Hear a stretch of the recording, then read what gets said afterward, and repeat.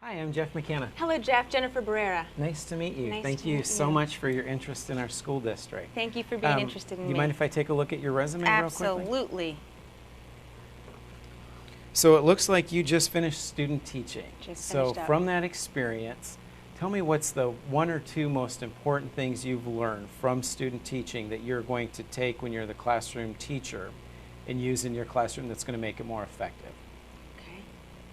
One of the most important things I learned in my student teaching experience had to have been how important it is to develop relationships with your students. When first entering my student teaching experience, it was quite overwhelming having your own classroom of children. And I realized little by little, as I started to get closer with my students, talk to them one-on-one, develop those relationships, my classroom management went from down here to up here.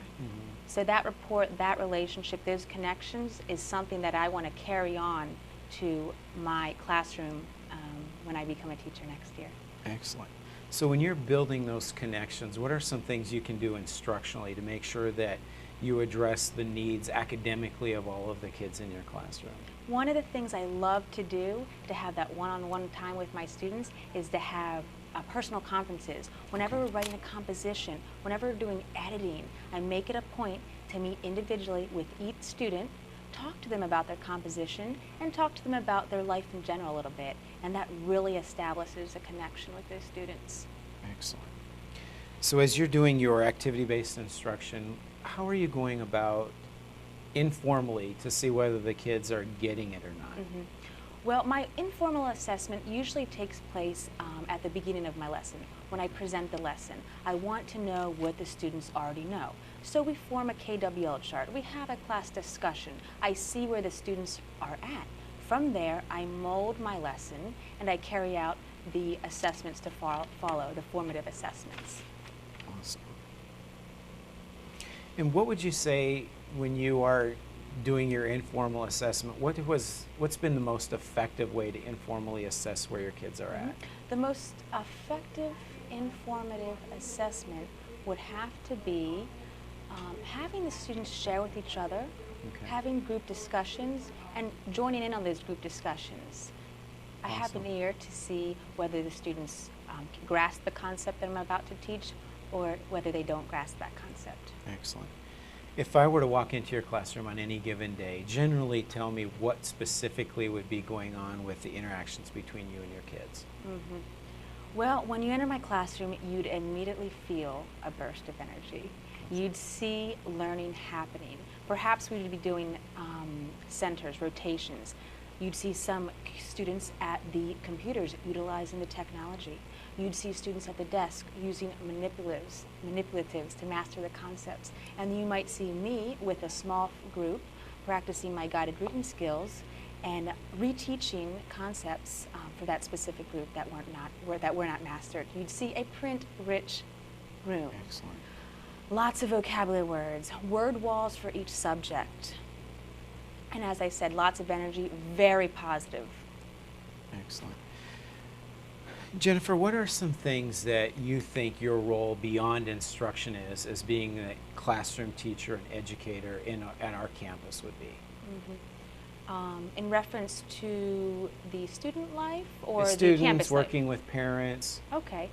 One of the things that I've also realized during my student teaching experience that I learned from my mentor teacher was that connection that you develop not only with the students but also with the parents. It's essential to make contact with the parents. Once you make that contact and once you have that parent support, you can do anything. You can do anything. With the support of the parents, with that relationship, that ongoing relationship, it's incredible the results that you can see. You know, we're very fortunate to have an amazing school district. And one of the things that having an amazing school district allows you to do is have plenty of applicants. What's going to set you apart from the other people that are going to be interested in a position in our school district? One thing that I believe definitely sets me apart is my enthusiasm and my positivity for the career to reach the needs of all learners. It's essential, and I did that every day in my student teaching as much as I can through my differentiated instruction. My enthusiasm, my positivity pours over to the students, and then they become enthusiastic to learn as well. Jennifer, you are very impressive. My last question would be, if and when we talk with your cooperating teacher, what would they say about your potential class success in the classroom? My cooperating teacher would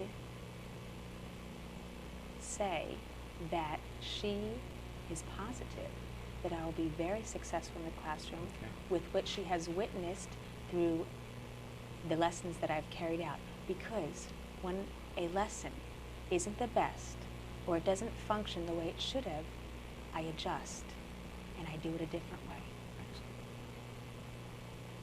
Well, let me tell you a little bit about the process at this point. If you haven't already done so, please make sure that you fill out the online application. Okay.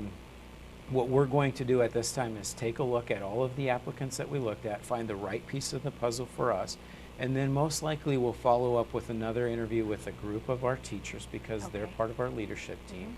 But you were very, very impressive, and I hope that we can get you back at our campus and get you the opportunity to talk with the teachers that we have here. Very exciting. And hopefully have you join our team. So exciting. Awesome. Thank you, Dr. Thank you McKenna. very much. Great talking with you. It was nice to talk with you.